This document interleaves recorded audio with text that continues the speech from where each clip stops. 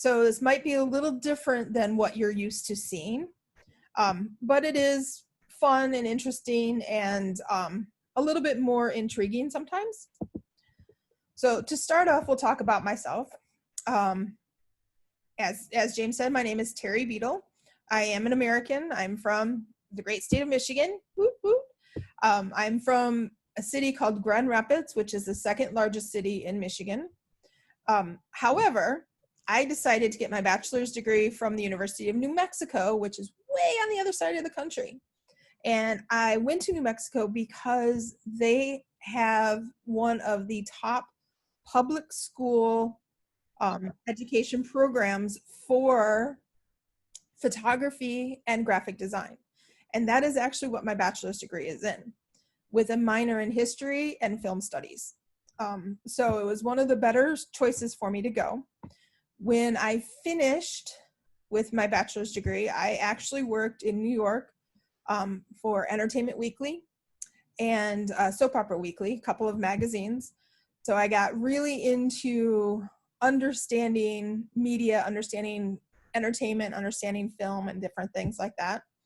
Unfortunately, my father passed away, and so I moved from New York back to Michigan, and I could only get a job working as a graphic designer. One of the things I did is I volunteered to teach on Sundays for a community church that did ESL. And I got bit by the teaching bug and I started to love it. And so what I did was I ended up going back to get my master's degree in education, and I was looking at adult literacy. And so I have my master's of education from Grand Valley State University, which is in Michigan.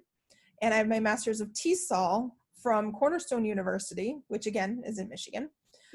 And currently I am working on my doctorate for curriculum and design, but it's actually new learning is the name of it. So it's more like online learning. So this is actually a very good time for me to be in this program to learn more about online learning and how to create good curriculum and how to make sure that online learning is the same as classroom learning. I have been teaching for the last 10 years or a little over 10 years, volunteering before getting paid. I enjoy it a lot. I have traveled around the world. My first overseas teaching was actually in Turkey. And so I lived in Ankara, Turkey for a year and a half before coming to Korea. Currently, I'm at Woosong, and I have been here for 2 years. And I created this Disney class about a year and a half ago. It's almost 2 years now. Fall of 2018, I created this Disney class and started it. And it was an amazing class. And it's a way to think differently about how to teach compare and contrast. You know, most people, they teach compare and contrast, apple, orange, different things like that. This is a new way to teach compare and contrast. The information that I'm going to go over is going to be for probably middle school, high school, and university students. You can find some elementary student or some elementary readings that you might be able to use, but some of the original stories that these movies were created on are really, really gruesome. And so we're going to be talking about that. Oops. Come on. There we go. So we'll get started. And I tend to use most of the princesses because those are the movies that most students know. Doesn't matter which country you're in. It doesn't matter which time zone you're in. It doesn't matter if it's girls or boys. They all know the princesses. And most people like the princesses. They like Disney movies and they like watching Disney movies. And so first I'm going to talk about Cinderella. Okay. Originally, Cinderella was a fairy tale written for children by the Grimm brothers in Germany. It's very old. It's almost 200 years old.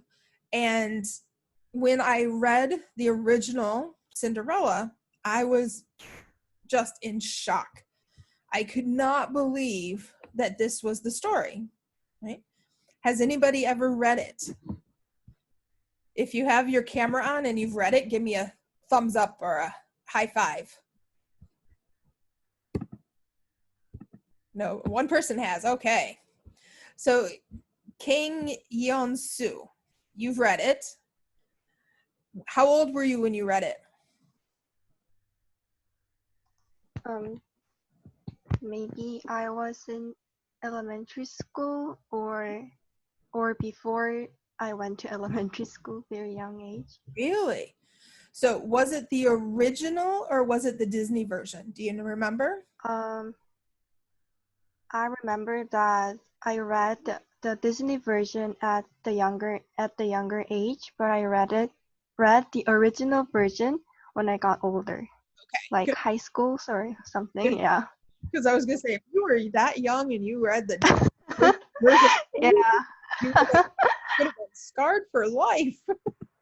So that's one of the issues that we have, right? Is that the original version is just not exactly the best for little kids, right? So we're going to look at a couple of things that I'm talking about. One of the major things that pops up is bad parenting. A lot of bad parenting happens in Cinderella, and especially in this day and age when people are parents are being more lenient with their children and different things.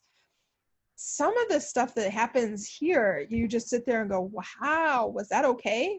But you have to take the time, and a lot of it was okay, but we would not accept it now, right? So one of the things you want to see here is, oops, it went too far. Okay. So right here, I don't know if you guys can see my hand or not, but I'm going to read a little bit of what is said here. Okay. The eldest went to her room to try on the shoe, and her mother stood by, but she could not get her great toe into it, for the shoe was too small.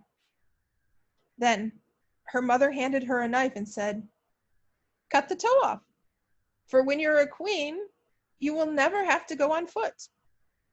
So the girl cut her toe off, squeezed her foot into the shoe, concealed the pain, and went down to the prince. He took her with him on his horse as his bride and rode off. They had to pass the grave, and there sat the two pigeons on the hazel bush and cried, "There they go, there they go. There is blood on her shoe. The shoe is too small, not the right bride at all." Then the prince looked at her shoe and saw the blood flowing, and he turned his horse around and took the false bride home again, saying she was not the right one and that the other sister must try on the shoe. Come on.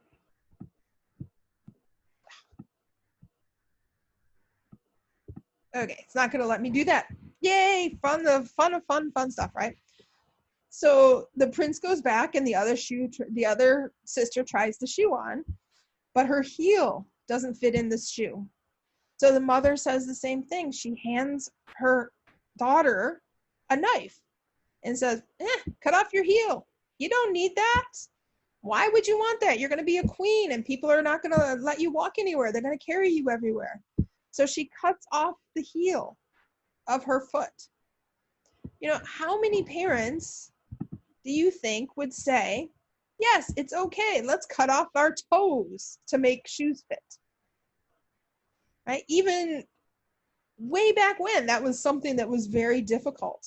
And so when the students start to see this and they start to realize some of the differences between Cinderella, the movie that they're used to, and Cinderella, the reading, they really start to understand the difference between compare and contrast. One of the other major things that's here is that, oops, sorry, I went the wrong way, is that her father is actually still alive. So in the original fairy tale, her father is there. And so the students really pick up on that and say, wait a minute, in the movie, her father dies. But in the story, her father's alive. Huh, that's very different. And using Cinderella, they also pick up one theme that is major in all Disney movies.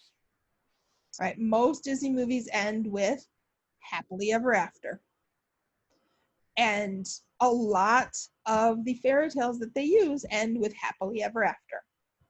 And so that is a theme that the students really, really pick up on. There's another theme in Disney that the students pick up on when we use Cinderella, and that's the use of animals. The Grimm Brothers Cinderella, the animals, not necessarily the same animals that are in the movie, but there are animals that help her. Instead of having a fairy godmother, they have some pigeons and some birds that help her. Instead of having the animals that are in the barn and in the outside area, again, she has more birds that are helping her figure out how to get to the ball. Right? And so with this information and this story, the students do tend to click about some of the differences and some of the things that are similar. And it's a very good visual for them to understand. Okay. The second one that I use is Snow White. Okay. And one of the things that the students come up with Snow White is that in the book, in the reading, Snow White is only 7 years old. So the students pick up on that the queen is jealous of a 7-year-old girl. Most of you guys know kids. You know what happens between 7 and 15, 16. A child changes massively, right? So the fact that this adult is jealous of a 7-year-old girl really resonates with the students. And the students are like, huh, I think there's something wrong with that lady. I think she might be a little crazy. She might be a little crazy. Right? And another thing that happens in Snow White that's very interesting that the students pick up on is that the prince is not really looking at Snow White as his true love when he first meets her. When he comes upon her in her glass and gold coffin, he looks at it as a trophy. So in the original fairy tale, he doesn't think of her as this beautiful girl. He thinks of her as, oh, this is a trophy that I can put up in my hall of fame, and I can say, look, I've got this beautiful 7-year-old girl. Yay! But then what happens in the story is that his workers drop her accidentally, and the apple pops out of her throat, and she becomes alive again. And then he's like, oh, she's beautiful. Oh, yay, I want to marry her. And that's where their happily ever after comes in.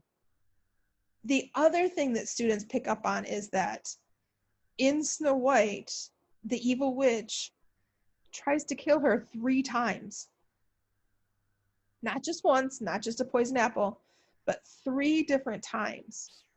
And one of those times is actually with a corset. And so students now don't necessarily understand what a corset is. So it's a really good way to open their eyes and teach them about some historical clothing. And the girls really love that fact. They like to learn about the historical clothing. They like to learn about this information. Because the line that they use is they say it's laces. And our students immediately think shoelace. Because that's what, when they hear lace, that's what they think is shoelace. but it's a way to kind of teach them about some historical clothing and historical things that happened. That a lace back then was actually a corset, and you use the laces to tie up the corset. And so it's something very interesting to have the students see.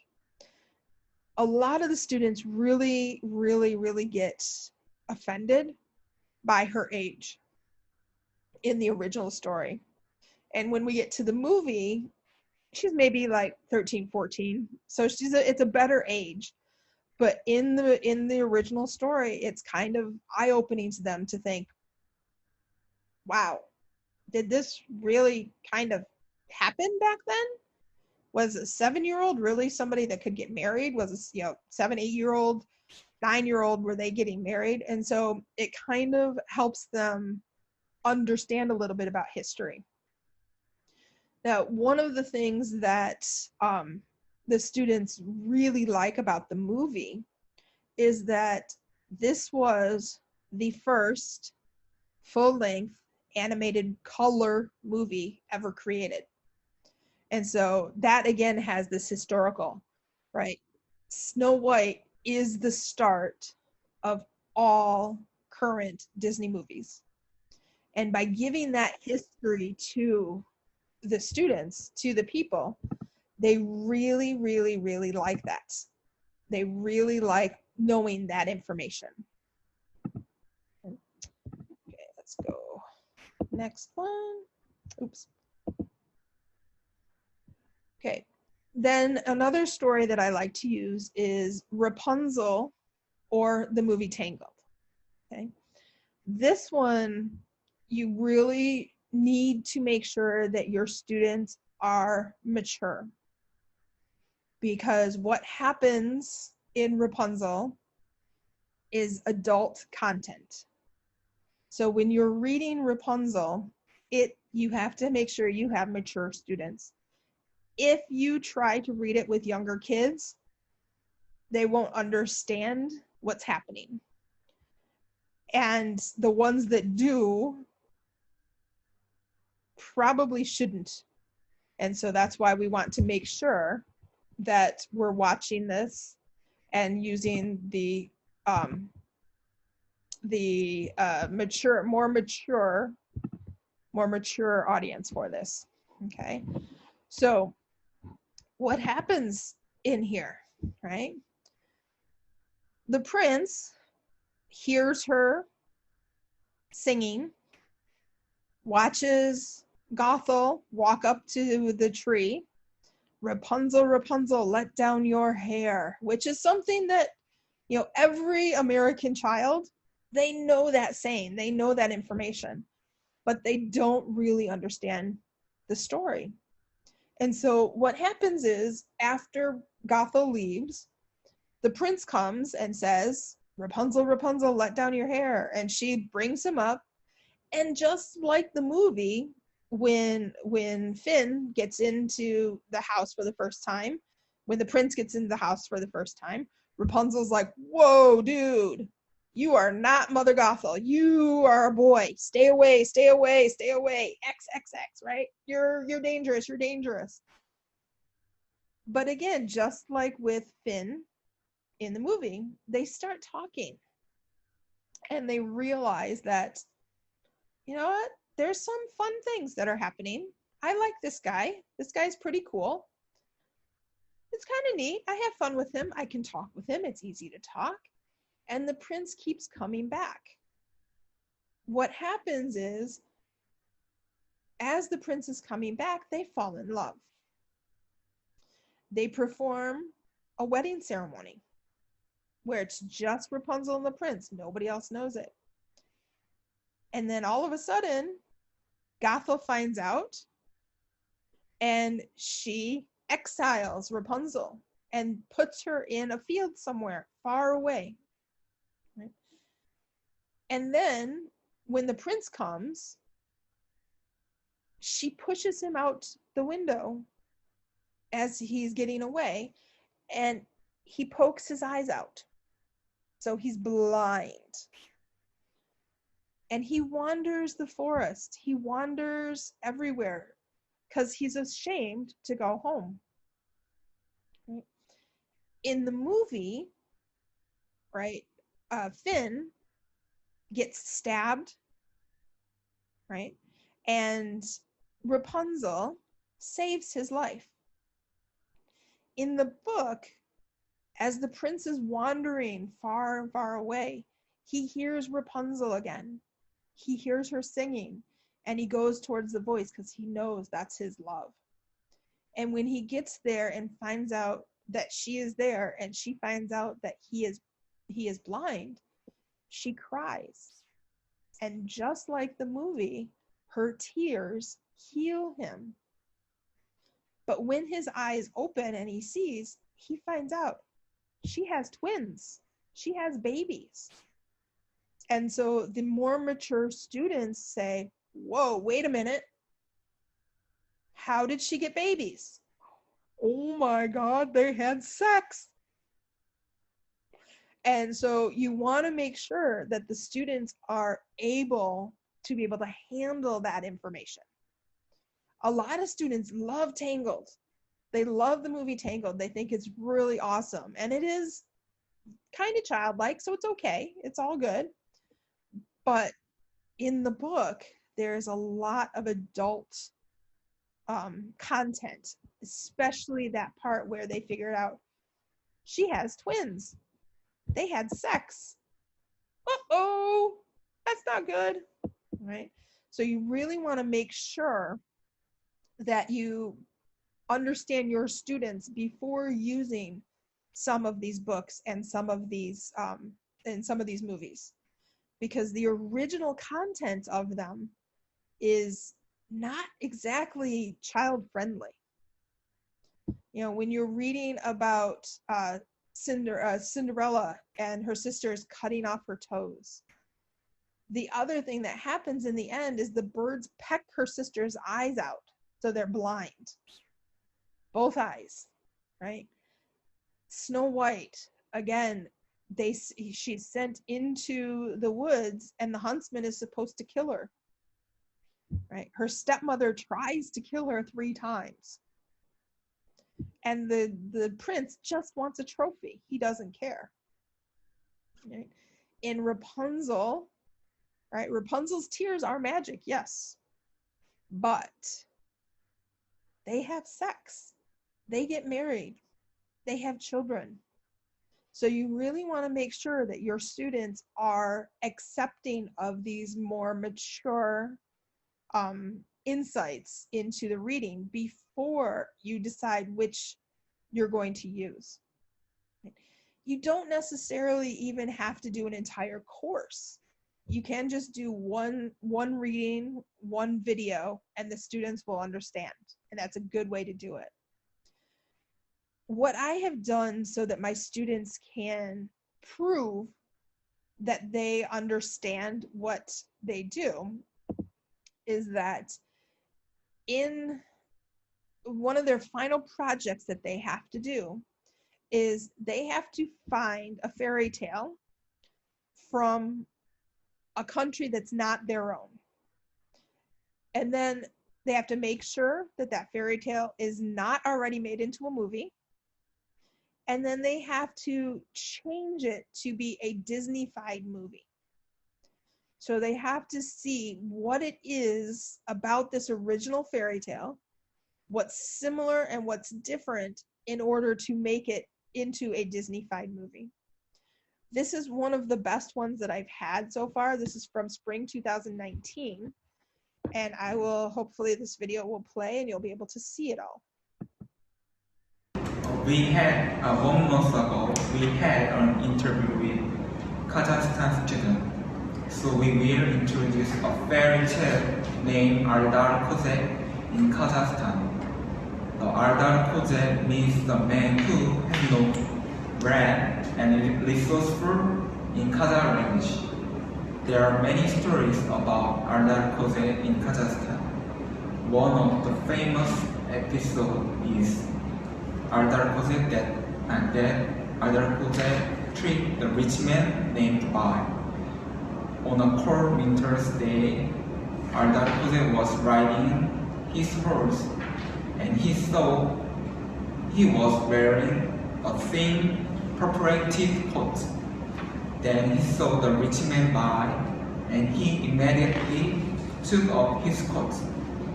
Bai asked, "Isn't it cold?"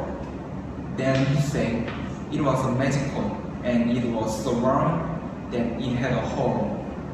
First, he offered to trade a magic coat for a fur coat and a hat. Aldar Jose declined. He offered again to trade fur coat, hat, new horse, and the back of the horse. He accepted an offer. Aldar Jose ride the new horse and said, "The magic in the coat works only for me. Goodbye." He is a kid, but by using his wit and wisdom, he took away the richest property and he gives it back to the poor people. He is a suitable character to become a Disney character, but we think there are something more to it. First, in Aldar Jose's story, there is the romance. So we want to put a princess or noble woman as his love. Second is his age. If the romance is added to Aldar Jose, we think he needs to be older, like 15 or 17. And there must be the animals. Most of Disney's movie, there are animals to help. So Aldar Jose need animals, partner like Rapunzel's Pascal. And last, we hope there is a lesson about sharing. Not possessor, sometimes we give them for somebody. We'd like to put this lesson in Aldar Jose. That's all. We had 1 month ago. Sorry about that. That wasn't supposed to pop up like that. We had Oh, wait. Okay. So that is what my students created, right? They got this story from a student from Kazakhstan, and the way that they saw the story and how to change it to a Disney movie. A couple of the other students actually created characters. They drew pictures of who their new characters would be. They drew pictures of the animals that they would add to the picture and stuff. But this, I figured, was very good. It was kind of a short example of what they're going to do. This semester, my students, because everything is online, we are actually using a program called Pixton, which is a online comic creating program. And they are going to do their Disney-fied final on Pixton. Unfortunately, that's in 2 weeks. So I won't have anything to show you right now because it's not done yet. But in a couple of weeks when they're finished, I'll be able to add that and add some more information to this presentation. So sorry about that. But it's a good way to for students to be able to be creative in this online environment. Okay, very creative. One thing, we'll talk about all the questions that are in the chat box in a minute. Okay. Oh, it went too far, hold on. Okay, so next up, are there any questions? So this is where we'll talk about some of the questions that have popped up. Down in the corner, you have my email address, my Kakao, my WhatsApp, anything that you need, any questions you might have, you can get from this information. One of the questions that was in the chat box said, it wasn't a question, sorry, it was just a comment talking about their being able to think and evaluate different critical thinking skills, which is correct. They do definitely have to think outside of the box. No, actually, because, so the question is, have you ever had students refusing? This is an elective class. So all of my students that have take this class, they want to take this class. The first week of the class, I tell them exactly what they have to do. They have to read. They have to create this final project. So I let them know, if this is an issue, then you need to drop out now before it gets too late. Excuse me. I also make sure that my students realize that the reading is a little tough. So in that video of my students, the one that was talking first, what he did, because his reading skills are not that good. He seems really, really smart and he speaks really well, but his reading skills are not that good. He took each reading every week and he translated it line for line into Korean so that he could understand what the reading was. And if there was something he didn't understand, he asked me. And so and this semester, I have a student whose language skills are really, really low. And he does the same thing. He asks questions so that he can understand. If I'm unable to explain it, I'll have a student in class who can speak Korean or Chinese or whatever language that the students speak. And that student usually can explain things well. Because our electives, we cannot have a minimum speaking level or understanding level for our students. It has to be open for everybody. I have to be very flexible to make sure that they can all understand. Okay. There was a question earlier about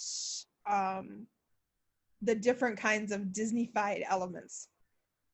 Right. So most of the Disney-fied elements that you have is happily ever after and animals. That's major in all of it. One of the other things that is also very, very major is romance. Like the guy said in their information, right? Their story didn't have any romance. They didn't have any romance in it, so they had to create some sort of romance in it, right? Another thing that is very Disney-fied is that there needs to be some sort of moral, right? All of the stories, everything has some sort of moral to the story.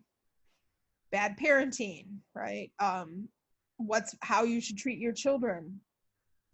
I had some students that were from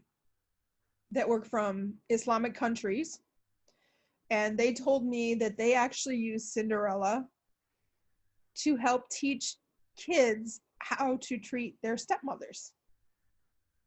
They want their children to emulate Cinderella and how she treats her stepmother, and not how her stepmother treats her, but how she treats her stepmother.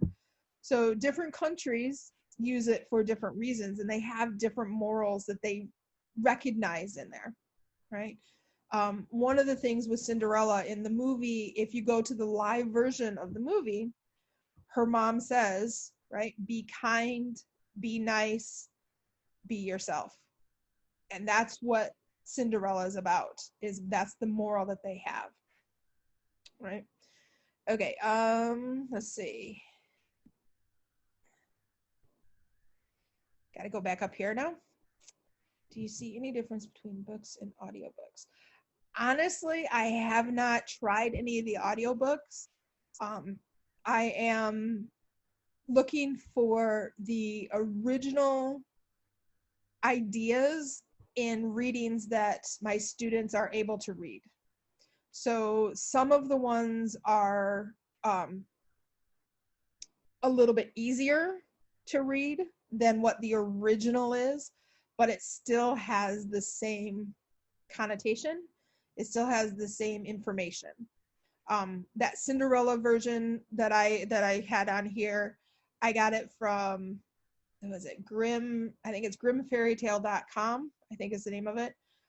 You can find them. They will have them in different forms. Most of the ones that I try to look for ones that are ESL or EFL or second language learner appropriate so that they can actually read it. The funny thing I have with my students is that they don't look at necessarily the difficulty of the words. They look at how many pages it is. Beauty and the Beast, we just finished this week, is actually 28 pages long, but it is extremely easy to read. It is one of the easiest read that I ever have. And my students are like, oh, I can't read it. It takes too long. And I'm like, it's easier. Cinderella is 3 pages. Snow White is 2 pages. And they would rather read Snow White and Cinderella than they would Beauty and the Beast, even though Beauty and the Beast is a more appropriate level for them because of the pages. So that's usually the complaints I get, is more about how many pages they have to read than the actual readings themselves. Next question. What is the goal of the course? Originally, the goal of the course was for me to have fun. It was all about me, of course. No, the goal of the course is actually to get the students to understand that even though it's an academic concept, comparing and contrasting, you can have fun with it. And you don't have to be stark. You don't have to be extremely academic to get that academic understanding. I have found in my history and my learning that I actually learn better with things that are outside of the box than I do with things that are strictly academic. And so the reason I created this course is I thought, you know what?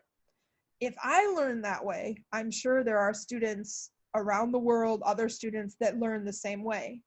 And most students throughout the entire world, most people, I should say, they love Disney.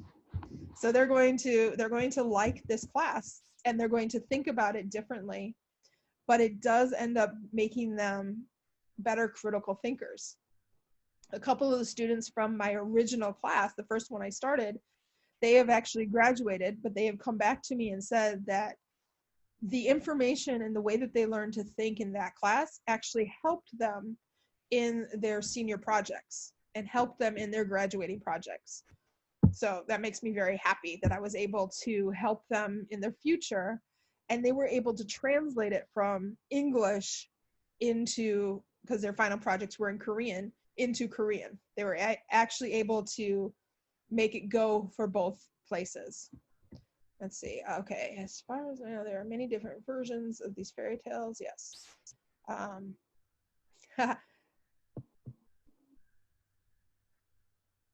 Okay, so definitely the different versions are out there. I look at to make sure that it has the right concept of the original versions.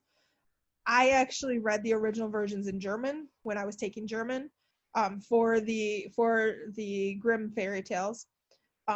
Beauty and the Beast, I've only read it in English because I don't speak French, so I can't do the French version. And Little Mermaid, I think most Hans Christian Andersen is in English, but I don't know. I've read most of those versions. I do let them know that these are versions that are created for people who are not native speakers. And so I try to make sure that they know that these are created for not native speakers, but there are still some that are difficult. You know, some of the Cinderella words and some of the Snow White words, they're not words we use today. There's stuff that we don't, you know, one of the things when they're in Rapunzel, they're talking about her tresses. And, you know, I can talk to my nephew who is 25 years old, an American, grew up in the US, and I can ask him what a tress is, and he will have no idea. And so it's not words that we use today. And so I do explain it to them that these are difficult words. There are some English words in there that are old English words, and that they are not the originals, because the originals are created in other words, in other languages, excuse me. Let's see. Turkey, yay! I miss. Okay, sorry, that was it. Would it be helpful to collect students' translation?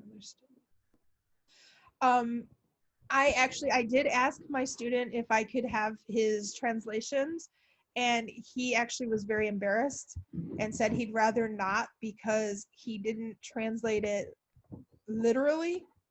He said he translated it so he could understand. And so since I don't speak Korean, I wasn't able to read what he translated. So I'm not sure how he translated it. So unfortunately, it did not. However, that is a very good idea. And if I meet somebody who does translate it the same way and is willing to let me have them, I will definitely be using them.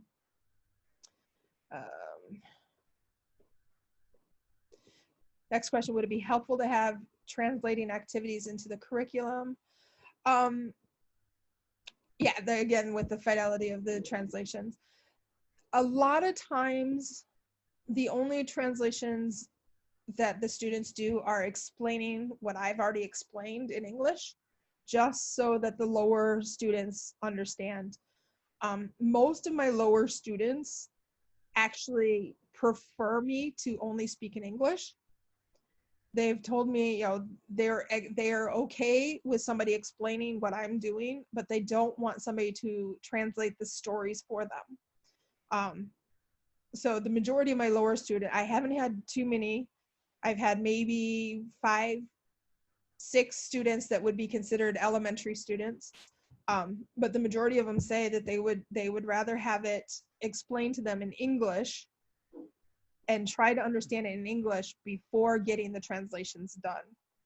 So as of right now, I'm getting the students saying that they don't really want a translation. So that's not going to happen. Let's see. Okay.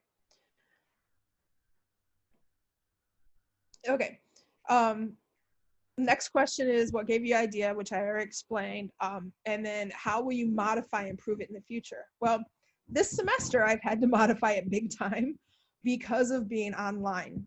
So as we are changing to everything being online, the first thing I had to do was I had to get permission from Disney to be able to show the movies online. If we're in a classroom, because I own all of these movies, I've purchased them, I own them, I am able to show them in the classroom. It's called free use, and I can use them in the classroom. However, online is something different. And so once we started realizing we were going to be online for the semester, or actually starting online, I immediately contacted Disney to try and get permission to use them online. Luckily for me, 3 weeks ago, yay, I received permission, which is surprising because I really didn't think I was going to. But so having it online, I'm changing where I'm having to deal with Disney and having to ask questions about legalities, because the one thing about Disney that is important is that they take their copyright very seriously.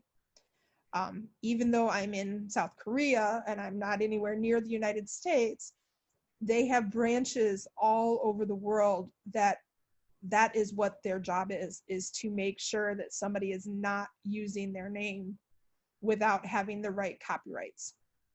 And so I made sure that I got permission before showing any of the movies online. The other thing that I've modified is using the Pixton instead of having them do the presentations. And so this way it's going to be, hopefully, it's going to be a little bit maybe easier for the students and maybe more enjoyable than doing some sort of presentation. Let's see. critical thinking. Yes. Okay. Terri, just a quick question on that copyright. So did you work with the people that are here in Korea, or did you work only with the office in the US? That's a funny question.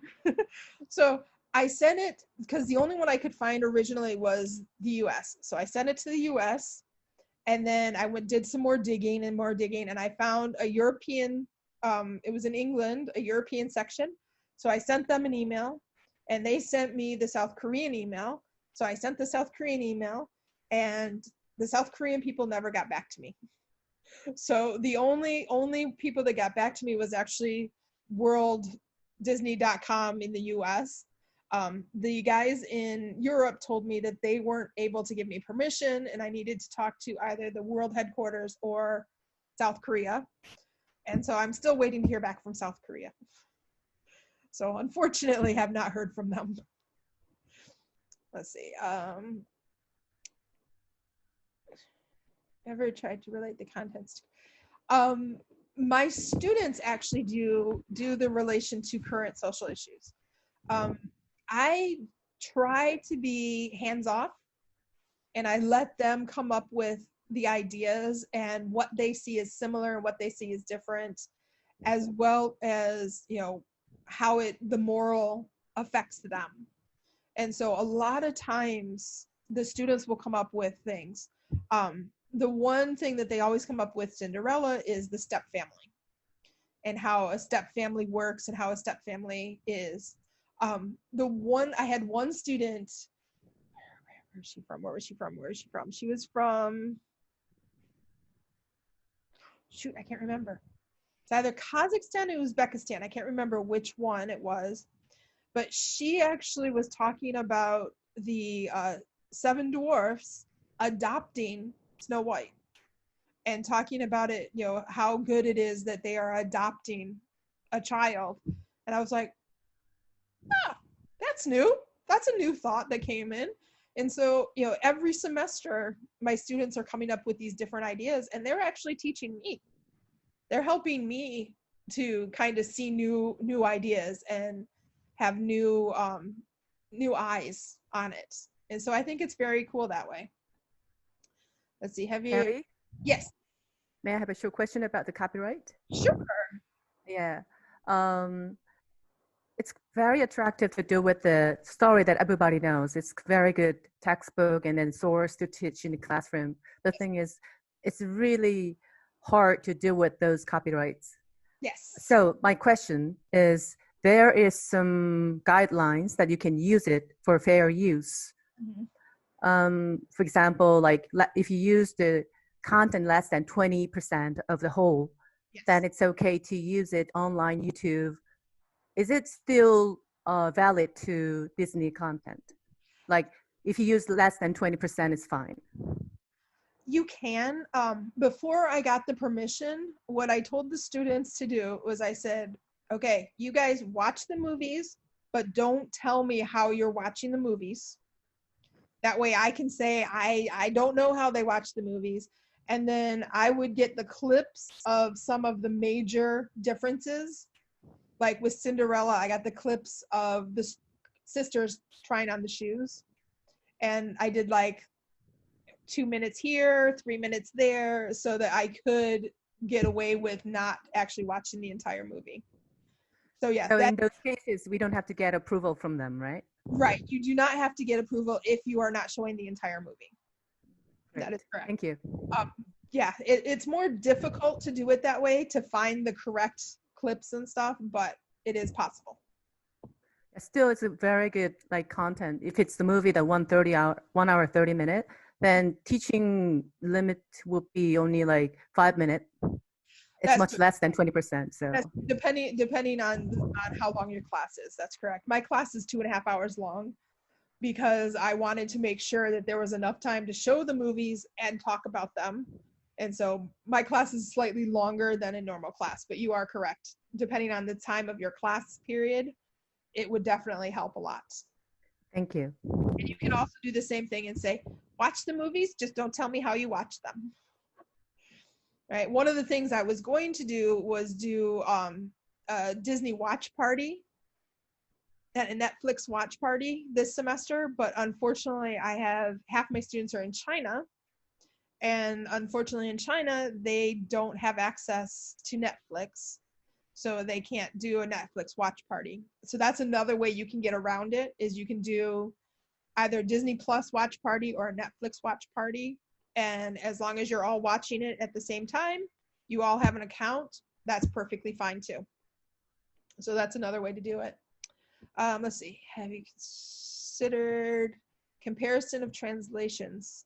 I have not considered that. That's a great, the one student that did his translations, most semesters there aren't that many students that tell me they do their translations.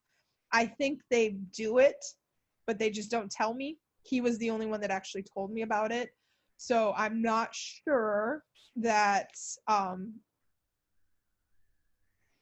I could do that in the future. So I'm not sure how many students actually do translations, but I could do that in the future where I can try and check it out and say, okay, let's see, you guys come up with a translation for this story, you know, even if it's just a summary, and then we'll compare to see how your translations work. So that's something I could do as a new exercise next semester, maybe. So that's a good idea. Thank you. Access to translated versions allows students to verify their reading of the text. That is correct. By having that translation, they can definitely understand a little bit better and maybe have a more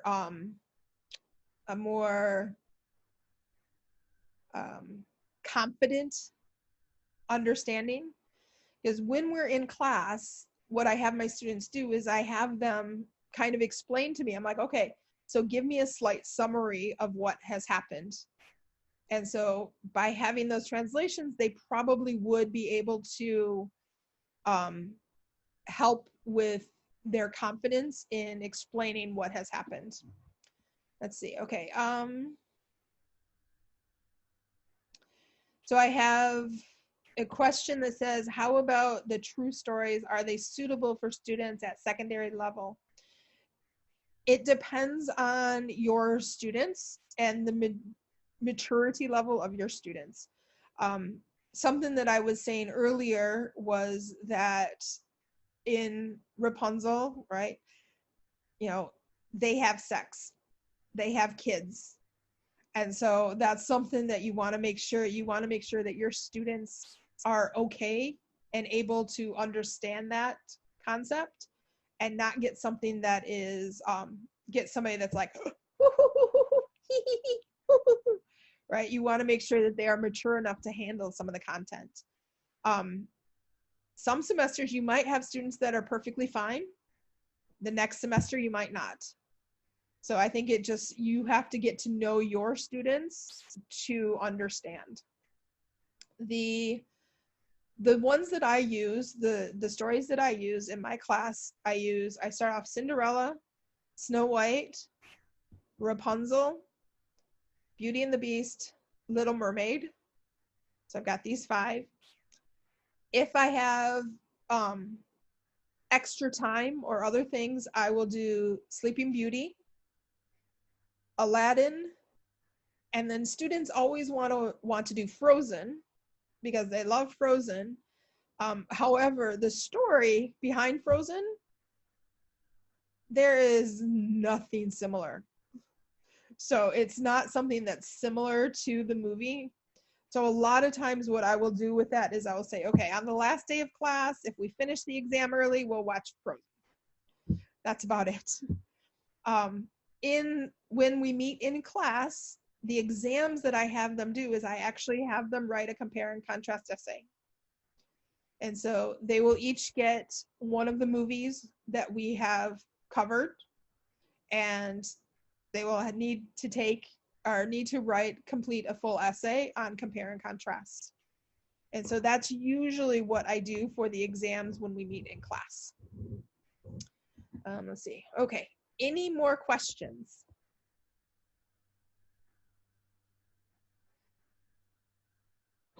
Maybe one more. Let's see. Is there any milestones with religious cultural views among students when they read real story? They predict such situations. Not usually. It doesn't seem to they don't seem to actually, they don't seem to think of it as a clash with their cultural views. Most students just think of it as American views because they know Disney is American.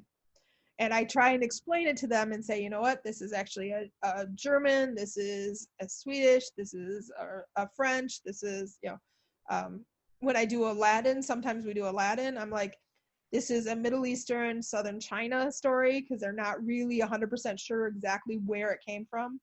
So I try and explain that that's where the culture comes from, but most of them don't really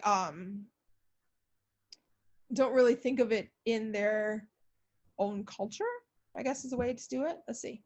Do you ever do a compare and contrast between Western stories and Korean stories? I do not, because my students are not all Korean. We have a huge international student body. And so if I did that, I would have to say not just Korean stories, but I'd have to say stories of your hometown or your home country. And unfortunately, with so many possibilities, I don't have the knowledge of these stories to be able to understand if they've done it correctly or not. I would have to make sure that I research the stories that they're talking about, and that would unfortunately take up too much time for me to do it in a single semester. That's a really good question though, and it is true. It would be good, but because we have so many international students, it's difficult. Like my current class, I have 3 Koreans, 2 Chinese, 2 as Uzbek students. And so it's kind of difficult. Okay, so, are your students, teachers in training? They are not. My current students are everyday sophomore, juniors, and seniors at Woosong University. So currently they are not teachers in training.